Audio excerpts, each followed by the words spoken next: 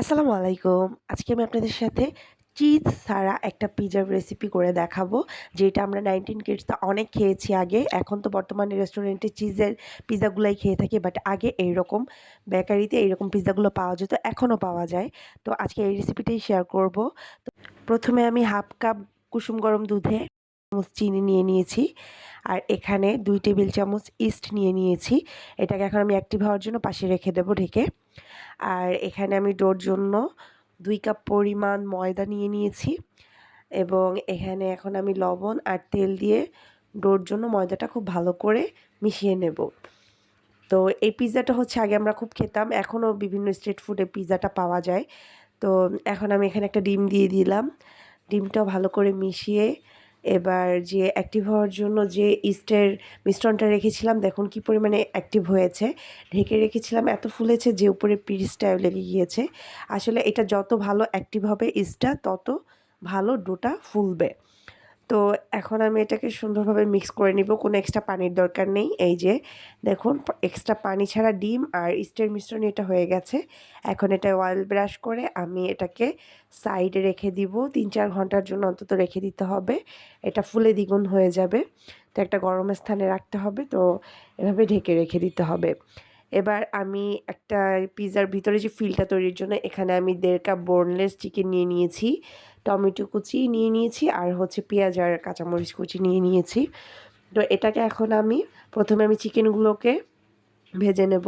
তো এখানে সামান্য একটু আদা দিয়ে, তারপরে একটু সয়া সস দিবেন, তারপরে হচ্ছে লবণ পরিমাণ মতো, আর এখানে ধনিয়া গুঁড়ো দিয়ে আমি এখন এটাকে ভেজে নেব। তো ভাজার জন্য যাতে একটু চিকেনটা সেদ্ধ হয়, এই জন্য কিছুক্ষণ ঢেকে রাখলে ভিতর থেকে পানি ছেড়ে দিবে। এই যে আমি এখন এটাকে প্রথমে হালকা হাতে ভেজে তারপরে এটা ঢেকে, এই যে দেখুন পানি ছেড়ে দিয়েছে। এখন আমি এটা পানিটা শুকিয়ে ভেজে নেব মাংসটা। তো এই যে দেখুন কি সুন্দর ভাজা হয়ে গেছে চিকেনটা। এখন আমি এই যে ওইখানে আমি টমেটোগুলোকে হালকা করে ভেজে নিব। জাস্ট একটুখানি এর মধ্যে ধনিয়া গুঁড়ো আর লবণ দিয়ে এটাকে আমি ভেজে নেব। চাইলে একটু সয়া সস বা আদাও দিয়ে দিতে পারেন। তারপরে এটাকে ভেজে, আর এটাই কিন্তু জাস্ট খুব কম উপকরণই এই পিৎজাটা হয়ে যায়। আর এটা আগে আমার খুবই পছন্দের ছিল। ছোটোবেলায় মানে আশেপাশের দোকানে এগুলো পাওয়া যেত, স্কুলের বাহিরে বিভিন্ন বেকারি, স্ট্রিট ফুডে। তো এখন আমি পিৎজাটা করে খাই। এখানে হচ্ছে মেয়োনিজ নিয়েছি, চিকেনটা আর এই ফিলটা। মেয়োনিজ লাগবেই। আর এটা হচ্ছে টমেটো কেচাপ। তো আমি যেই পাত্রে পিৎজাটা বেক করব চুলায়, তো আমি সেটায় ভালোভাবে অয়েল ব্রাশ করে নিচ্ছি প্যানে। ভালো করে অয়েল ব্রাশ করে, আর এখন আমি পিৎজার ডোর কাছে চলে যাব। দেখুন কি পরিমাণে এটা ফুলে গিয়েছে। এই যে এটার ভিতর থেকে দেখুন চাপ দিলে এই যে বাতাস বের হয়ে যাবে। তো এটাকে ভালো করে এখন মথে নিতে হবে। এই যে এটাকে এখন ভালো করে মথে তারপরে এটা বেলার কোনো প্রয়োজন নেই। জাস্ট প্যানে নিয়ে আপনি হাত দিয়েই ছড়িয়ে দিতে পারেন। খুবই সফট এটা। আর এটা একদমই স্টিকি না। তো এই যে এটা আমি এখন হাতের সাহায্যে এটাকে এরকম পুরো প্যানে নিয়ে নিব। এখানে যতটুকু পরিমাণ ২ কাপ আটায় ২ টা পিৎজা হয় ছোট সাইজের, বাট এখানে আমি একটাই করব বড় সাইজের। তো এই যে আমি ২ হাত দিয়ে সুন্দরভাবে এটাকে পুরো প্যান জোড়া করে নিব। এটা দিয়ে ২ টা পিৎজা হবে ছোট সাইজের, আর বড় সাইজের হলে এরকম একটা হবে। তো এই যে এবার আমি একটা কাঁটা চামচের সাহায্যে এটাকে ফুটো করে দিব। এই যে পুরোটা এরকম ফুটো করে দিতে হবে। তারপর এখানে এখন আমি একটু সামান্য অয়েল ব্রাশ করে দিব। আর এখানে টমেটো কেচাপটা আমি সামান্য দিব, কারণ উপরেও আমি টমেটোর ফিল দিচ্ছি, তো বেশি টক হয়ে যাবে, এই জন্য অল্প পরিমাণে টমেটো কেচাপ দিয়ে দিব। এই যে, আর এখানে তারপরে আমি টমেটোর যে মিশ্রণটা ফিলটা ওটা আমি এখানে দিয়ে দিব। পিৎজা কিন্তু আসলে অনেক টেস্টি খেতে, আপনারা একবার ট্রাই করে দেখতে পারেন। এই যে আমি পুরোটাই ফিল দিয়ে এবার আমি উপরে মেয়োনিজ দিয়ে দিব। মেয়োনিজ এখন আমরা বাসায় সবাই বানাতে পারি। ইউটিউবে অনেক রেসিপি আছে মেয়োনিজের, সিদ্ধ ডিম, কাঁচা ডিম, যেটা যে পছন্দ করে। তো এভাবে এই যে আমি এখন, আমার মেয়োনিজ এমনি অনেক পছন্দ, আমি একটু বেশি পরিমাণেই খাই মেয়োনিজ।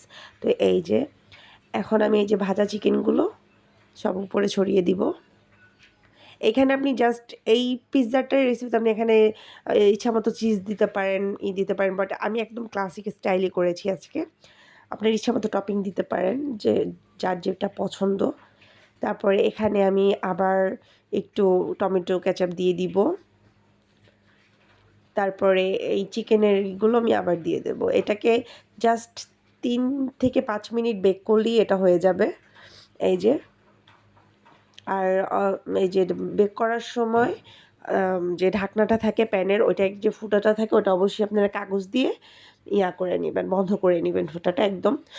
এই যে দেখুন, বেশিক্ষণ বেক করলে আবার নিচটা পুড়ে যাবে, তো অল্প ৩ থেকে ৫ মিনিট করলেই হয়ে যাবে। এই যে আমি এটা ঢেকে দিয়েছি, খুব অল্প আছে এটাকে বেক করলেই হবে।